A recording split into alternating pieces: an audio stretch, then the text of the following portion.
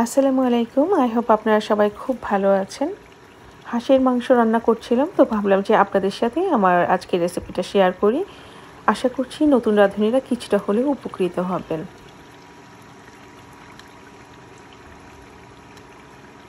চুলায় একটি হাঁড়ি বসিয়ে দিলাম এবং দিয়ে দিচ্ছি তেল।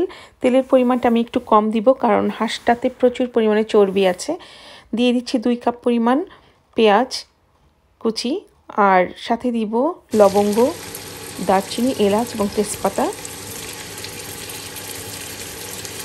একটু বাদামি করে ভেজে নিব, কারণ পেঁয়াজের সাথে গরম মশলাটা ভাজলে গরম মশলার একটা সুন্দর ফ্লেভার আসে। ব্রাউন করে ভাজা হয়ে গেছে, দিয়ে দিচ্ছি সামান্য করে পানি এবং পরিমাণ মতো লবণ দিয়ে আমি 2 মিনিটের জন্য ঢেকে রাখবো, যাতে পেঁয়াজটা সিদ্ধ হয়ে যায়। 2 মিনিট পরে ঢাকনা খুলে আমি দেখে নিচ্ছি পেঁয়াজটা সিদ্ধ হয়েছে কিনা। পেঁয়াজটা অনেকখানি সিদ্ধ হয়ে গেছে। এখন এর মাঝে আমি বাকি যে মশলাগুলি সেগুলি দিয়ে দিব। মরিচের গুঁড়া, হলুদের গুঁড়া, ধনিয়ার গুঁড়া, জিরার গুঁড়া সব কিছুই আমি 1 টেবিল স্পুন পরিমাণ নিয়েছি। হাঁসের মাংসে একটু মশলা বেশি দেয়া লাগে, তো এখানে আমি কষিয়ে নিব পেঁয়াজের সাথে সবটুকু মশলাকে। ভালো করে কষিয়ে নিব। মশলা কষানোর উপরে কিন্তু অনেকখানি টেস্ট ডিপেন্ড করছে। আর হাঁসের মাংস যেহেতু একটু গন্ধ থাকে, তো এখানে মশলার পরিমাণটা একটু বেশি দিতে হয়, বিশেষ করে আদা এবং রসুন। আর একটু পানি দিয়ে দিলাম, দিয়ে মশলাটাকে কষিয়ে নিচ্ছি। খেয়াল রাখতে হবে যাতে নিচে লেগে না যায়। মশলাটা যদি পুড়ে যায় বা নিচে ধরে যায়, তাহলে কিন্তু খাবারের টেস্টটা টোটালি নষ্ট হয়ে যায়। তো সবসময় ট্রাই করতে হবে মশলা কষানোর সময় সামনে দাঁড়িয়ে থেকে কষাতে, যাতে নিচে পুড়ে না যায়। এখন আমি দিয়ে দিব বাটা মশলাগুলি।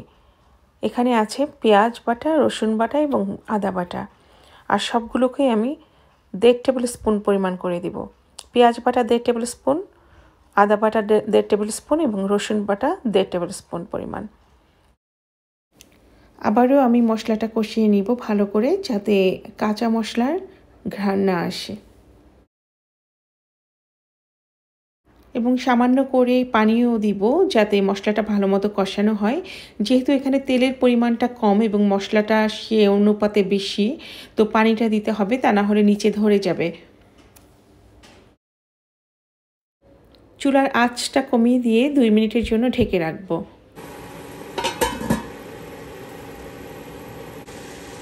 পানিটা শুকিয়ে আসছে এবং মশলাটা অনেকখানি কষানো হয়ে গেছে এবং কষানো মশলার একটা ঘ্রাণ আসছে। তো এই পর্যায়ে আমি এখন হাঁসের মাংসটা দিয়ে দিব। এখানে প্রায় 2 কেজি ওজনের একটা হাঁস আছে এবং আপনারা দেখতে পাচ্ছেন যে এখানে মাংসের মাঝে ফ্যাটের পরিমাণটা খুব বেশি। এই কারণেই আমি আসলে তেলটা কম দিয়েছি। ইভেন আমি যখন মাংসটা রান্না করা হয়ে যাবে, তখন যে অতিরিক্ত তেলটা ভেসে আসবে সেটা আমি খাওয়ার আগে ফেলে দেব। এই তেলটা শরীরের জন্য মারাত্মক ক্ষতিকর, তো আমি সবসময় ট্রাই করি তেলটা তুলে ফেলে দিতে। অল্প আঁচে ঢেকে রাখবো 5 মিনিটের জন্য।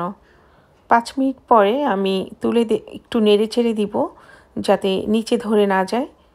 এবং এই মাংসের থেকেই যে পানিটা আসবে, সেই পানিটা দিয়েই কিন্তু আমার হাঁস রান্না হয়ে যাবে। এখানে কোনো এক্সট্রা পানি দেওয়ার দরকার নেই। ঢাকনাটা খুলে আমি আবারও একটু নেড়ে চেড়ে দিচ্ছি। আস্তে আস্তে দেখতে পাচ্ছেন পানি বের হচ্ছে এবং আমি আবার ঢেকে দিব 10 মিনিটের জন্য অল্প আছে। 10 মিনিট পরে দেখতে পাচ্ছেন কি পরিমাণ পানি বের হয়েছে মাংস থেকে, এবং মাংস অনেকখানি সিদ্ধ হয়ে আসছে, অনেক ঝোল এসেছে। এখন দিয়ে দিচ্ছি কিছু কাঁচামরিচ। মরিচটা আপনাদের পছন্দ মতো দিতে পারেন। আমি একটু হাঁসের মাংসে বেশি ঝাল দিই, কারণ হাঁসের মাংসের ঝালটা দিলে ভালো লাগে খেতে। এভাবে রান্না করে আপনারা ভাত, রুটি কিংবা চালের রুটি, চিতই পিঠা যে কোনো কিছু দিয়ে হাঁসের মাংসটা খেতে পারেন। পোলাও দিয়েও অনেক মজা হবে। তো আমি এখন আবারও ঢেকে দিচ্ছি 5 মিনিটের জন্য অল্প আঁচে। এবং সবশেষে আমি অ্যাড করব টালা জিরা গুঁড়া। টালা জিরা গুঁড়াটা দিলে মাংসে খুব সুন্দর একটা অ্যারোমা আসে এবং খেতেও অনেক সুস্বাদু হয়। শুরু থেকেই আমি বলেছি যে আমি মাংসের মধ্যে কোনো পানি দিব না। তো দেখতে পাচ্ছেন যে পানি না দেওয়াতেও কতখানি ঝোল হয়েছে। আমি শুধু মশলা কষানোর সময় একটু করে পানি ইউজ করেছি এবং মাংসটা একদম পারফেক্টলি সিদ্ধ হয়েছে। খুব কাছ থেকে দেখিয়ে দিচ্ছি কেমন হলো। ভীষণ সুন্দর একটা অ্যারোমা আসছে এবং পারফেক্টলি সব কিছু একটা কম্বিনেশনে মাংসটা অসম্ভব মজার হয়েছে। তো আমি এখন একটা বাটিতে তুলে আপনাদেরকে দেখিয়ে দিচ্ছি কেমন হলো। আর আজকের এই হাঁসের মাংসটা আমরা খাবো চিতই পিঠা দিয়ে। আমি গরম গরম চিতই পিঠা বানিয়েছি। আমার এই চিতই পিঠার রেসিপিটা আছে আমার পুরানো একটা ভিডিওতে, আপনারা চাইলে দেখে নিতে পারেন কিভাবে প্যাকেটের গুঁড়া দিয়ে আমি চিতই পিঠা বানাই খুব সহজে। বরাবরের মতোই বলছি যে আমার রান্না ভালো লাগলে আপনাদের ফ্রেন্ডস অ্যান্ড ফ্যামিলির সাথে শেয়ার করবেন আর আমার চ্যানেলটা সাবস্ক্রাইব করে আমার পাশে থাকবেন। আজকের মতো বিদায় নিয়ে নিচ্ছি। আপনারা সবাই ভালো থাকবেন। আল্লাহ হাফিজ। আসসালামু আলাইকুম।